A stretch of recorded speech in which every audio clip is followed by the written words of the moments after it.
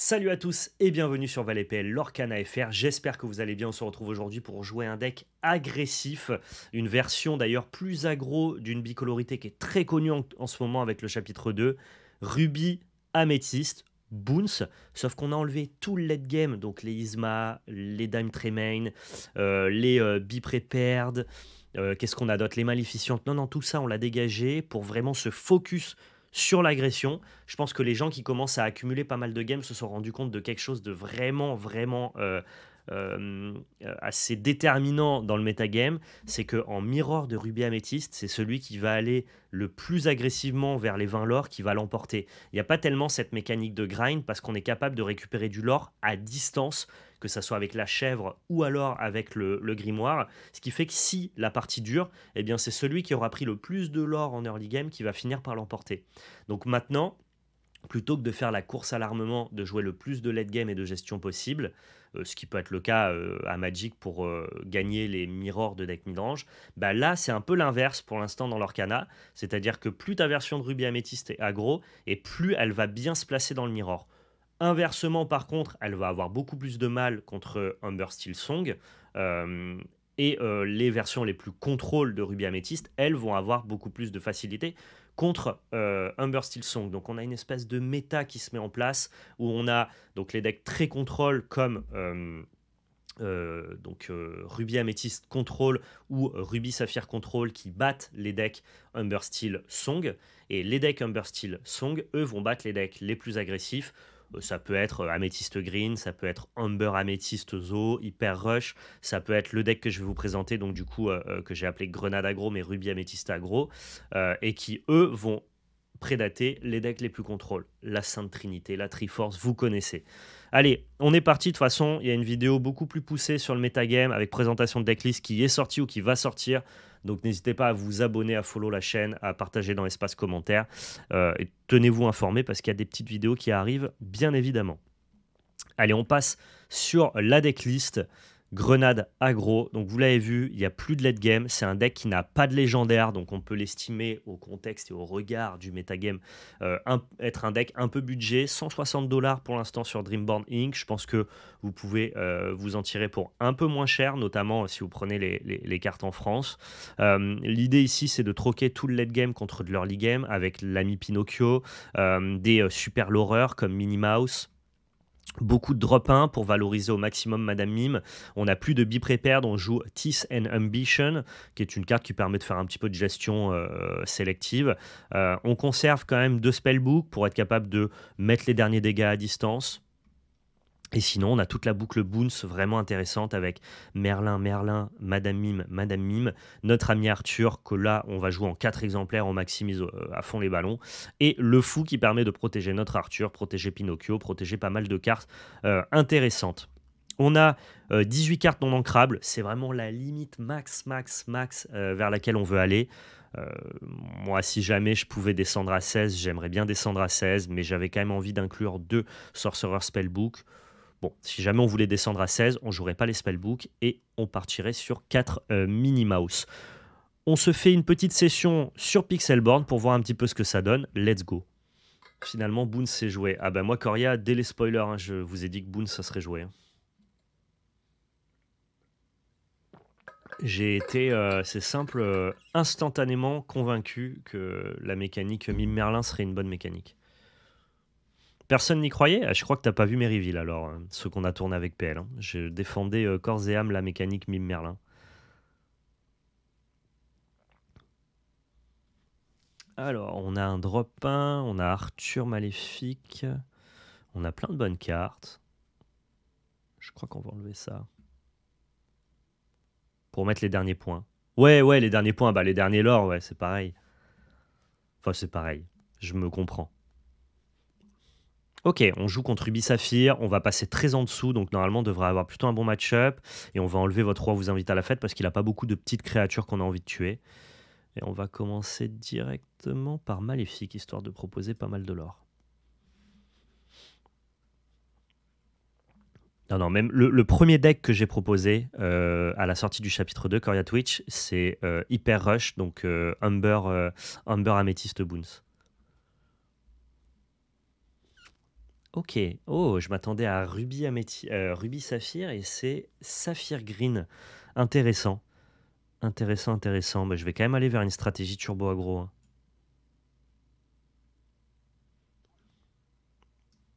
Ouais, mais je voulais le préciser, Coria, écoute.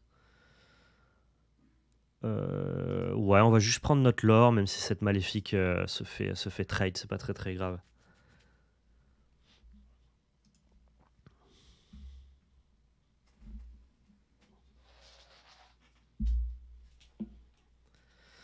L'ami Philoctète, avec un petit Jasper. Le son est bon? Dites-moi, hein.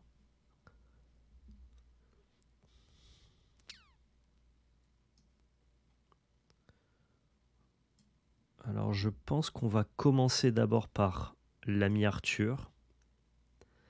Et si l'ami Arthur survit, on pourra faire des dingueries avec notre ami maléfique ou alors avec le fou. Bah, la commu s'est trompée, Coria.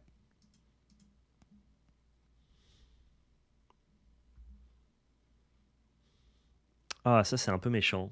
Le fait qu'on doive défausser des cartes à chaque fois, c'est un peu relou. Va falloir qu'on lore très très vite. Ouais, il nous empêche d'être envoyé à l'aventure, c'est ça? Choisissez un personnage adverse qui ne pourra pas être envoyé à l'aventure. D'accord, très intéressant, très chiant en fait, déjà, faut le dire, hein. Bah, du coup, on va chanter juste avec lui.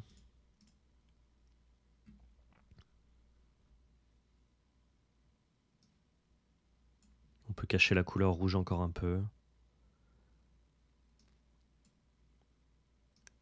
Et on va le protéger.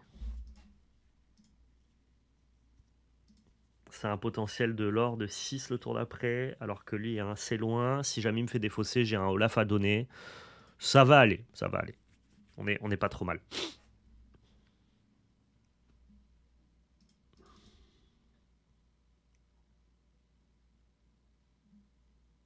Ah, on va défausser 2 cartes du coup, malheureusement.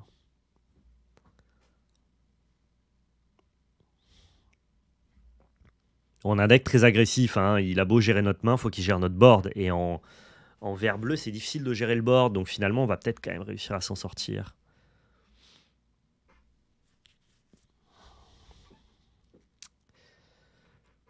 Euh, ouais.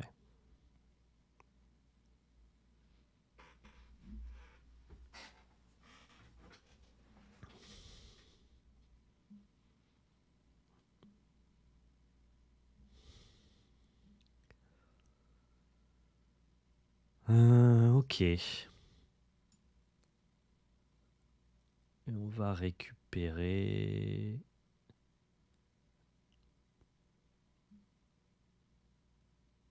Ah, j'aurais peut-être dû récupérer Pinocchio.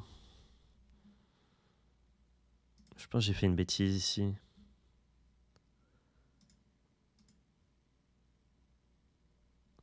Merci Mizikaza pour le sub, merci beaucoup. Bon, on va juste prendre notre lore, écoute, c'est pas grave. C'est pas très grave. Ok. Je pense que c'est Pinocchio que j'aurais dû protéger ici. Arthur, lui, il était de toute façon pas incité à s'engager. Il donne Ward 1, non, Résiste 1, c'est ça? Ouais, c'est lui qui a Ward, d'accord.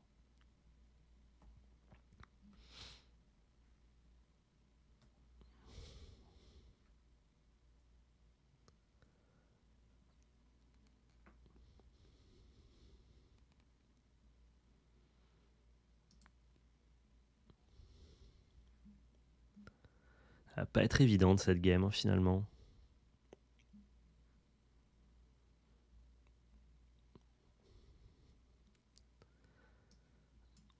Alors.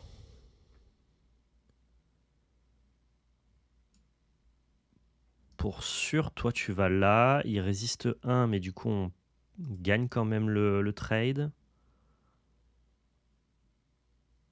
Et on va continuer à l'orer, écoute.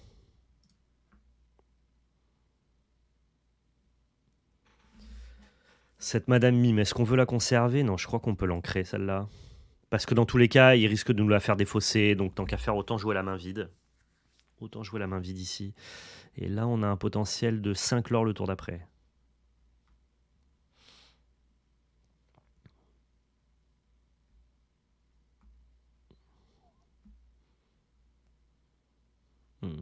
Plus que 4 lords. Ça va être dur. Faut trouver un goat ou un spellbook. Très très bien ça.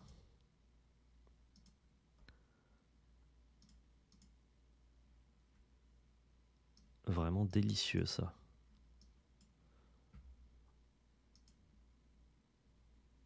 Maintenant, on a 4 tours pour gagner. Ça veut dire que lui, il faut qu'il nous lore à la tête avant les 4 prochains tours. C'est très possible, hein, il a beaucoup de lore finalement. Je pense que si j'avais gardé le Pinocchio, on aurait gagné. Genre, cette game-là, on la perd. Si jamais on la perd par ma faute.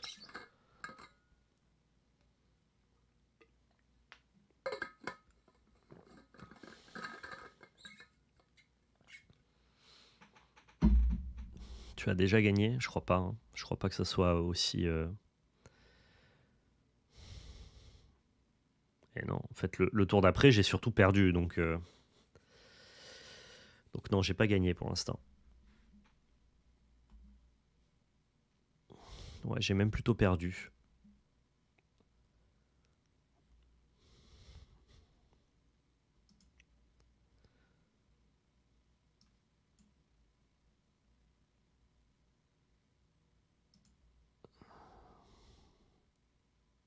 Faut que je pète ce truc-là et je suis obligé de... Il est rempart, lui? Hors d'atteinte. Pourquoi je peux pas aller taper celui-là? Les adversaires ne peuvent pas choisir ce personnage, hormis pour un défi. Ouais. Ah, mais lui, il est insaisissable. Mais j'ai perdu, je crois. Hein. Tout bonnement.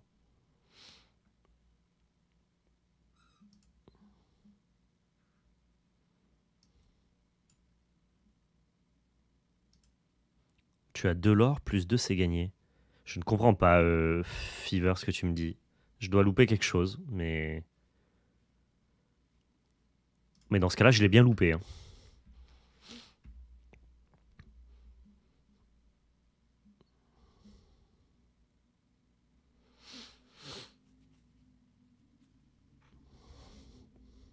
Non, bien joué à lui. J'ai fait l'erreur sur Pinocchio. Ça nous a coûté 3 de l'or. Ça nous a coûté 3 de l'or. Développe ta pensée, hein, Fiverr. Si jamais j'ai fait une bêtise, je suis très, très, très chaud pour la découvrir. Mais je crois pas. Hein. Alors, on a un ami de l'au-delà en trop, je pense. Et le fou qui synergise avec rien pour l'instant. Ok.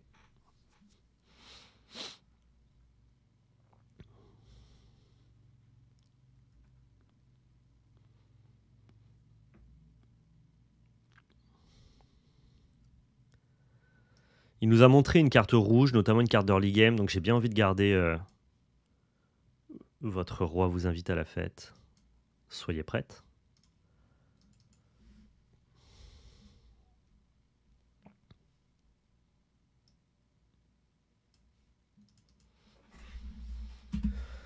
Little Green Dumpling.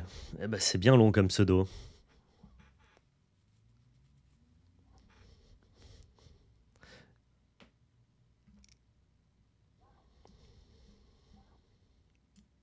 Il joue rouge-jaune avec des réponses pour soigner les dégâts. J'aime beaucoup. J'ai présenté aussi ce deck-là en tout début de format.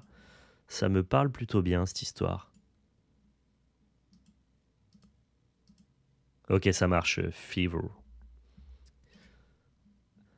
Ouais, bah c'est vachement bien. Ça prouve que le game design est pensé à long terme. Effectivement, une carte qui n'a pas d'impact dans son chapitre, mais qui finit par en avoir dans le chapitre d'après parce qu'il synergise avec des cartes d'un autre chapitre, bah c'est là où tu sens que ton game design il a une certaine continuité dans l'équilibrage de tes cartes et dans la manière que tu as de penser ton jeu. Et effectivement, l'Orcana est plutôt bien designé. De toute façon, la plupart des gars viennent de chez Magic. Enfin, ils ont une équipe qui est solide, tu vois. Disney sont pas arrivés avec des novices. Et tu sens qu'il y a une continuité, l'envie de développer différentes cartes petit à petit. Puis tu as un peu le délire que tous les jeux ont finalement. C'est-à-dire qu'au début, on joue beaucoup avec les légendaires, qui sont des cartes qui sont intrinsèquement puissantes et indépendantes. Et finalement, là, plus le jeu avance, et moins on a besoin des légendaires, parce qu'elles coûtent trop de mana, on veut jouer des cartes d'early game. Et finalement, les meilleures cartes, c'est plutôt des rares ou des super rares, tu vois.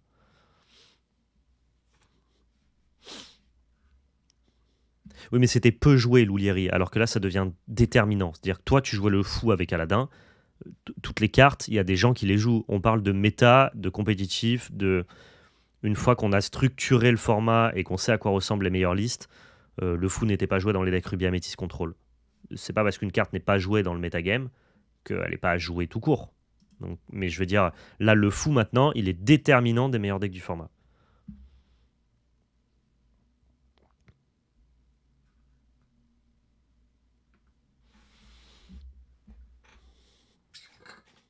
Il y avait quelques listes qui jouaient un ou deux fous, mais finalement, les gens ils préféraient jouer l'item en synergie avec Aladdin.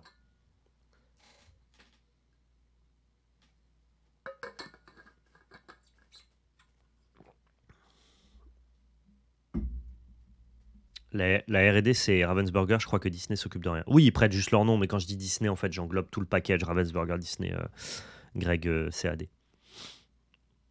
Mais tu fais bien de préciser, ça, c'est important.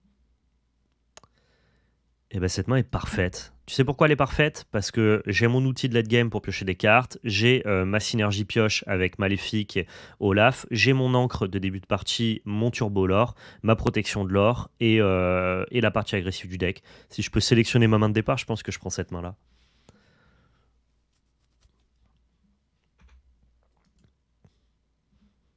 Elle est assez insane en fait cette main.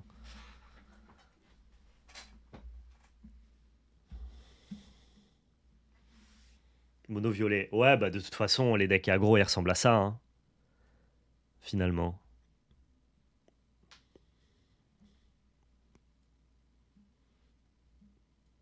C'est Boons en fait qui fait la révolution du chapitre 2. C'est ce qui a permis à Ruby Amethyst d'outrepasser Amber Steel, de toute façon.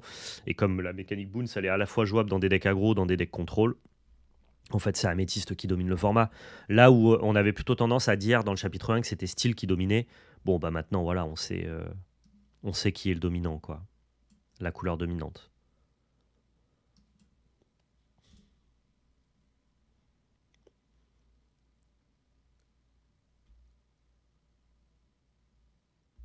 Ah, bah tout à fait, Louliari, de toute façon. Après, c'est aussi le plaisir du jeu, je veux dire. Il y a la donnée compétitive, les decks qui sont les plus joués et auxquels tu peux t'attendre quand tu fais un tournoi, qui du coup constituent le metagame, les différents tiers d'ailleurs qui s'insèrent à l'intérieur du metagame. Et puis après, tu as une donnée qui est super importante, c'est le plaisir que tu prends à jouer au jeu. Et si ton plaisir, il passe par le fait de jouer des decks qui sont justement inattendus ou hors méta, tout ça parce que tu aimes un personnage, une synergie, une mécanique ou une couleur, mais faut pas hésiter, hein. Il y a pas de vérité en fait. Il y a un profil, ce que tu valorises. Est-ce que tu valorises l'amusement, l'exotisme, la diversité? Est-ce que tu valorises le fait de gagner, jouer les meilleurs decks?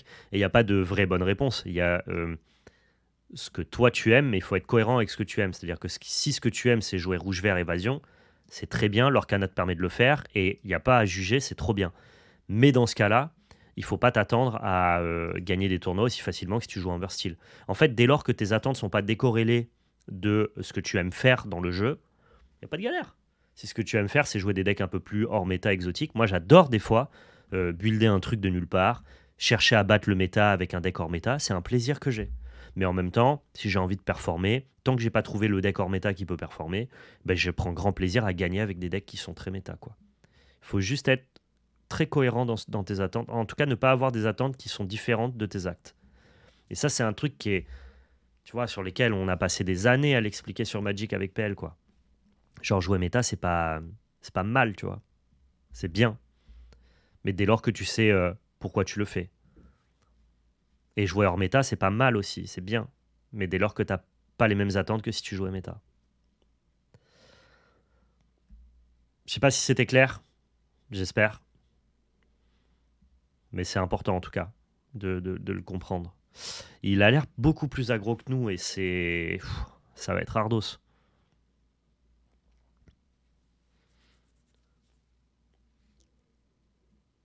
tout à fait d'accord, c'est comme ça que je vois les choses. Et bah écoute, on est raccord, c'est trop cool. Du coup, il me prend par les sentiments de l'agression, lui, je vais lui répondre tel quel, hein.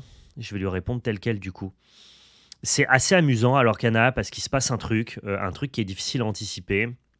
C'est que à Magic, on a tendance à se midrangiser ou à se contrôliser de plus en plus quand on veut battre un match-up créature. C'est-à-dire que par exemple, deux match-up créatures, celui qui va être le plus midrange va finir par l'emporter. Alors Kana, tu as l'impression que vouloir passer en dessous, c'est-à-dire ne pas forcément s'occuper du board, mais être celui qui génère le plus de l'ordre le plus rapidement possible, ça a l'air d'être une dynamique qui fonctionne un peu, quoi. Chacun joue comme il aime. Oui, mais moi, ce que je veux rajouter à ça, Greg CAD, c'est que chacun joue comme il aime, dès lors qu'il n'a pas des attentes qui diffèrent de ce qu'il est en train de faire. Tu vois ce que je veux dire? C'est normal que des decks qui ont été validés par des milliers de personnes ou sur lesquels on a de la data et qui gagnent des tournois soient meilleurs que le deck que tu fais dans ton coin, mais qui pourtant te donne beaucoup de plaisir. Il y a des gens qui ont du mal à accepter ça. Si tu l'acceptes, dans ce cas-là, les gens font ce qu'ils veulent, ce qu'ils aiment, et c'est là où tout roule, quoi. Mais moi, j'ai beaucoup trop vu sur Internet des gens qui disent en mode «Ah, tu joues méta, t'es nul», tu vois. Bah non. Genre, t'as raison de jouer méta selon les attentes que t'as, quoi. Et inversement aussi, des mecs qui commentaient moi j'ai fait mon deck, ça marche pas, trop chiant, tu vois.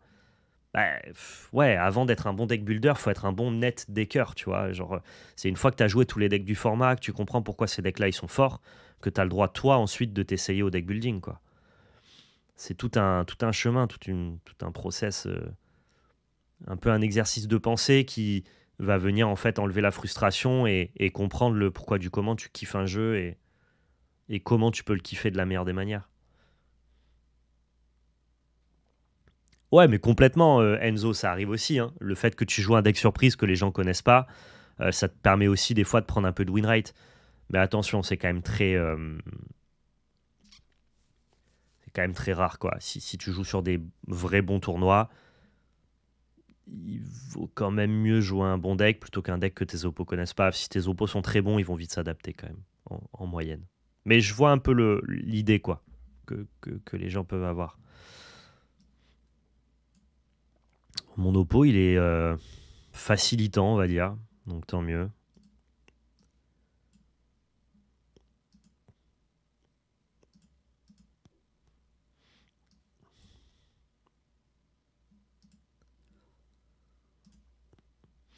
Tout ça, c'est l'histoire de la théorie de la montagne, en fait. Parce qu'il y a beaucoup de gens qui se disent en mode «Ah, mais de toute façon, moi, je suis pas le meilleur joueur de Magic, donc si je joue le meilleur deck, il y a forcément des mecs qui sont meilleurs que moi, qui joueront aussi le meilleur deck, et comme ils sont meilleurs que moi, bah, j'ai pas d'avantage. Je tire pas mon épingle du jeu.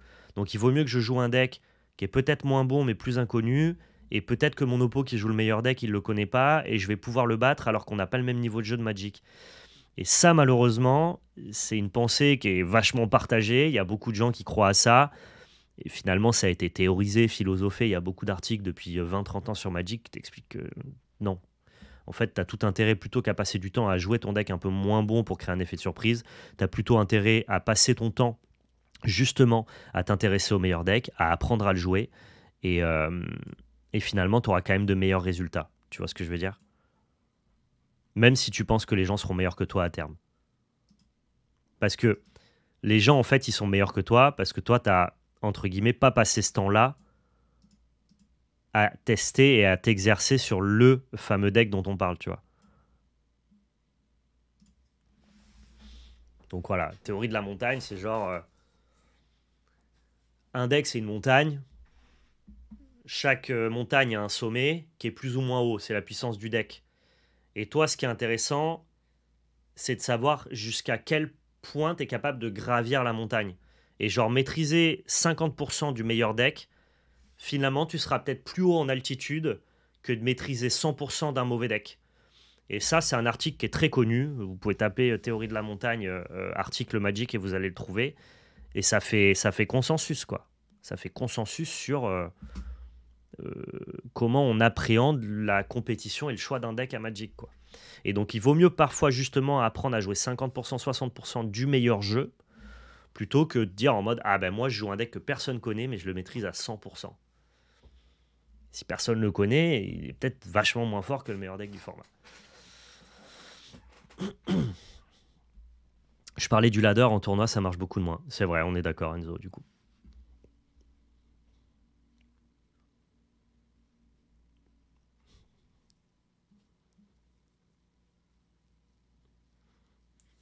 Et finalement, être à 50% de la montagne la plus haute, bah peut-être que c'est ton niveau de départ et tout le temps que tu as alloué à trouver le 100% d'un autre deck, bah tu serais peut-être monté à 70% de la montagne de la plus haute, de la montagne la plus haute si tu t'étais concentré dessus, quoi. J'espère que mes propos sont clairs. Ils sont évidemment tirés d'articles qui sont beaucoup plus clairs que moi. Donc, si ça vous intéresse, allez, allez chercher de la docu là-dessus. C'est cool, quoi.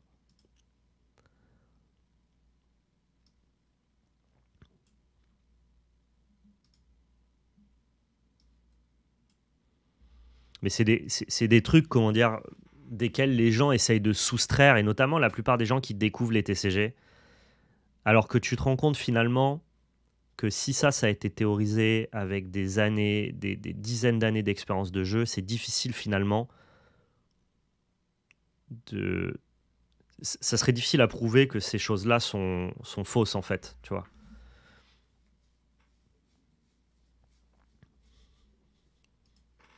Donc voilà, c'est un truc à comprendre.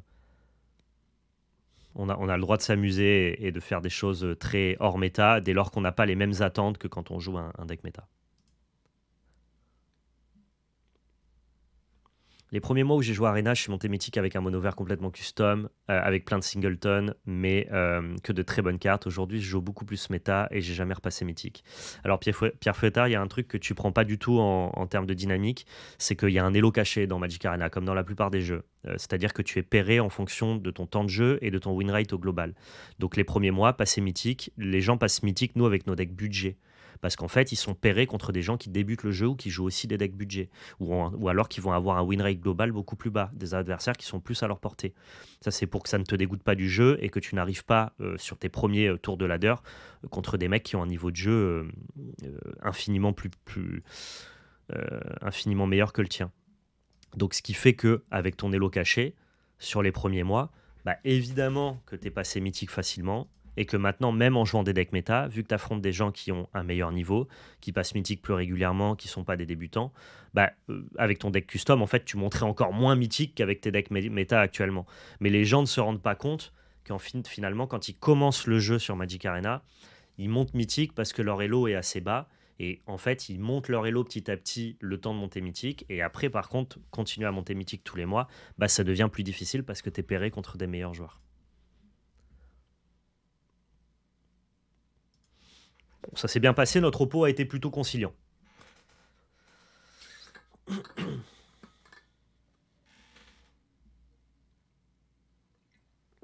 Ça veut pas dire qu'il faut abandonner, Pierre Fouettard. Il faut continuer à jouer, s'entraîner et tu repasseras mythique, j'en suis sûr. Il n'y a pas de souci. Mais c'est vrai que les premiers mois sur Arena, c'est assez facile de passer mythique.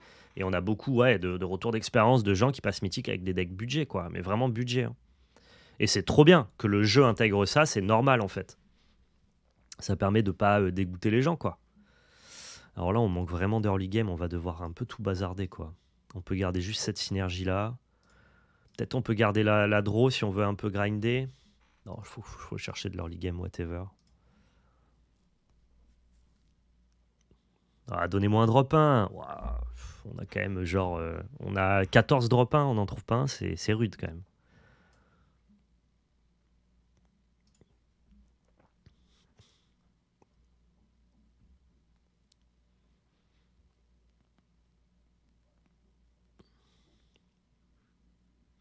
Ça, c'est pas vrai, Bebop.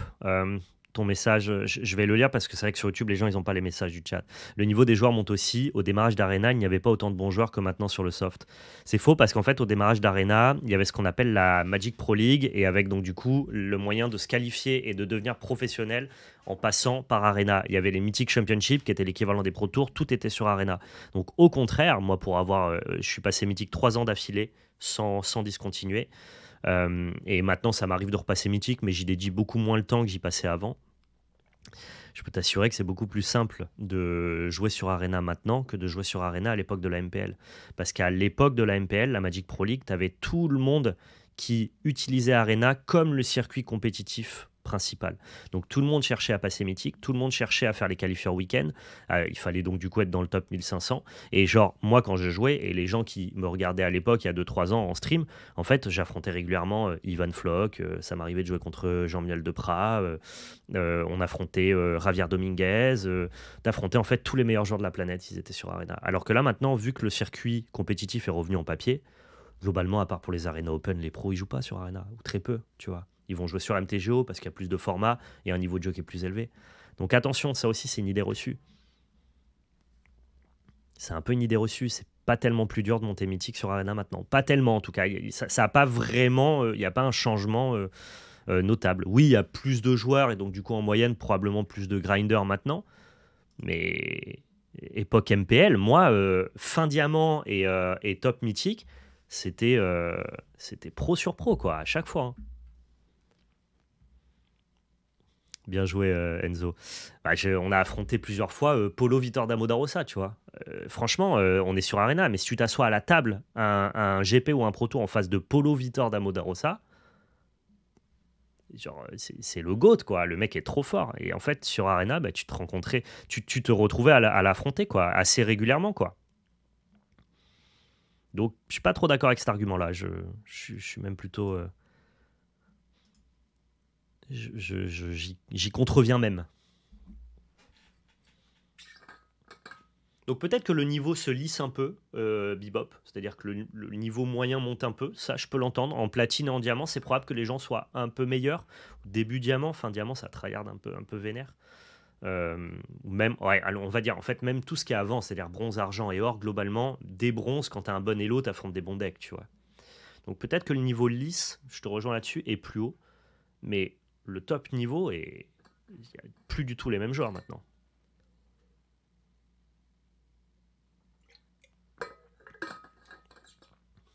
Tu ne joues qu'en limité. Peut-être que c'est moins le cas en limité qu'en construit. Peut-être que les pros continuent beaucoup à faire de limité sur Arena parce que, en fait, la plupart des joueurs pros en limité sur Arena, ils ont un win rate qui leur permet d'être infini, ce qui leur permet du coup de faire du limité assez régulièrement sans dépenser le moins d'argent, ce qui n'est pas le cas du construit. Ils peuvent faire du construit sur MTGO alors que le limité est payant. Et peut-être qu'en limité, tu continues à avoir cette même base de gros joueurs Bebop. Ça, c'est possible. J'en parlerai pas, je fais pas de limité sur Arena perso. Donc je ne saurais pas te dire si c'est le cas. On a un mauvais match-up contre Amber Steel Song avec notre version pas du tout contrôle. Il va falloir qu'on essaye de turbo loré.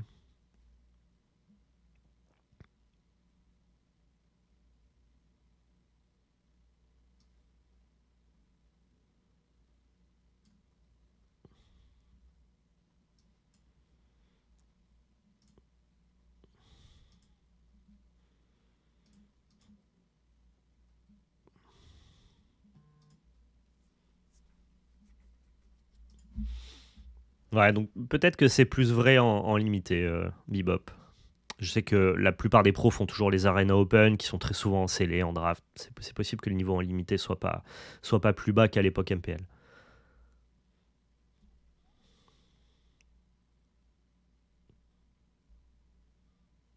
Quand j'ai débuté Magic en un mois, avec un deck budget white que j'avais tourné vers Raffine ensuite, je suis allé au Mythique. La route pour y aller était plus tellement plus simple qu'après. J'ai pas trop compris la tournure de phrase, Anything.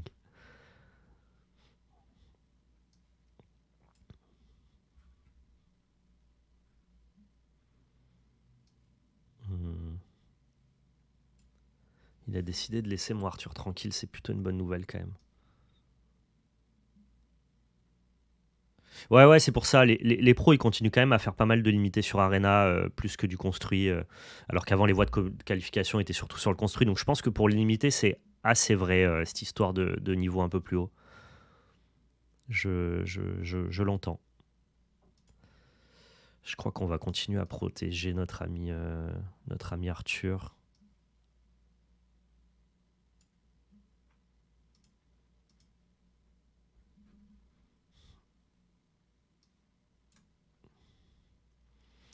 Mais c'est un coup à rentrer dans Tuons la bête, quoi.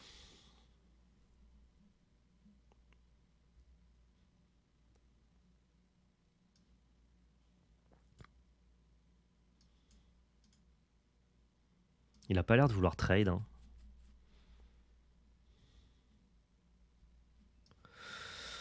Ok, désolé pour le timer. J'ai pris un peu le temps de la réflexion. On a un mauvais match-up, donc faut que j'essaye de jouer un peu mieux.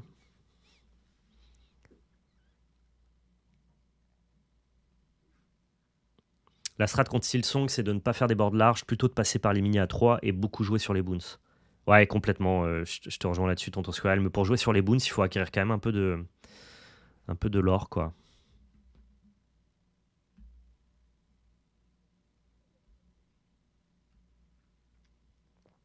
Ah bah, régale-toi, Bebop.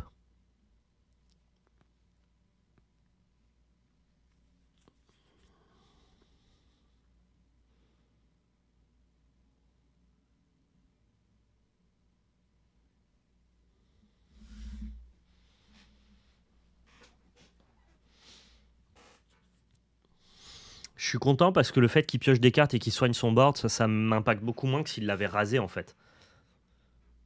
Salut Tib, je vais très bien et toi, comment tu vas, toi?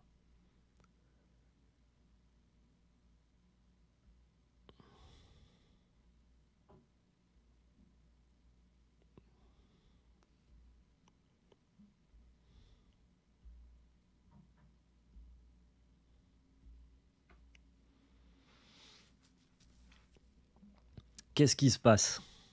Little Green Dumpling. Qu'est pas ça?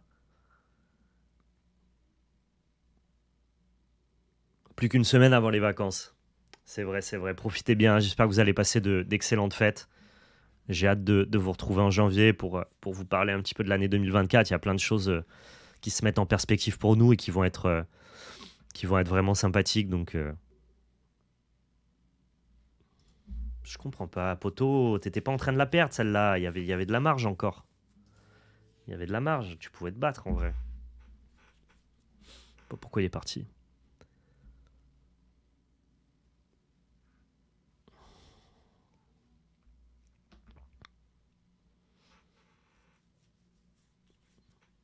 Et j'aimerais bien réaffronter Humber Steel pour voir si on est quand même capable de se débrouiller contre lui. 2, c'est un peu trop. Merlin Arthur, c'est cool. On garde juste Mini Arthur pour l'instant. Ouais. Nice.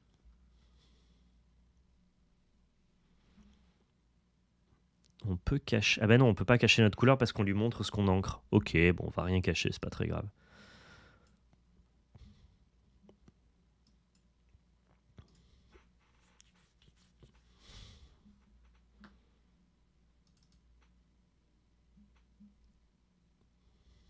Oh, on affronte un Mirror, sauf que... Alors, ça peut être encore Ruby Saphir, mais globalement, on affronte un deck contrôle s'il joue Maui.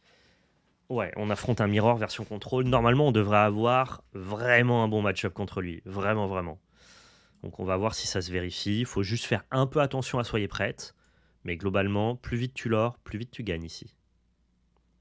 Ah oui, c'est vrai, putain, je suis con. Ouais, j'aurais dû l'engager avant. C'est pas très grave. Je pense pas qu'il va venir taper avec son Olaf, ça ne change rien.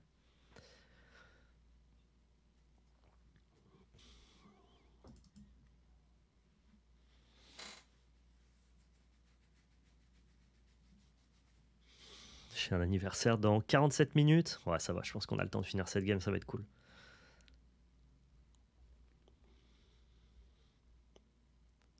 Ok, on fait la même sortie.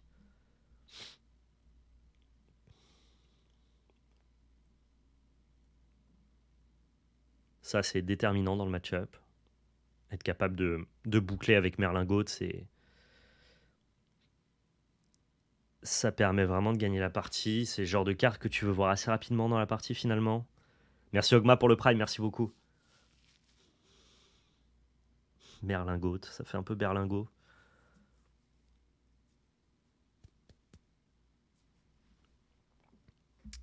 Bon, pourquoi ils sont tous lents les oppos? Ils streament aussi? Ils ont un chat avec qui ils discutent? Non, il n'y a pas beaucoup de gens qui streament du Lorcana sur Twitch. Encore sur YouTube, ça va, il y a un peu de Lorcana. Sur Twitch, je crois que ça court quand même pas les rues. Hein.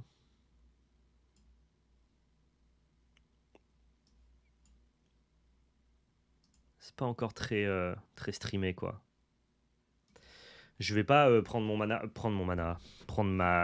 encre, mon lore avec le fou parce que j'ai pas envie qu'il vienne me le trader. Je veux ma boucle avec Arthur. Par contre, lui, il a pas pris son lore pour rien parce que je l'aurais pas trade.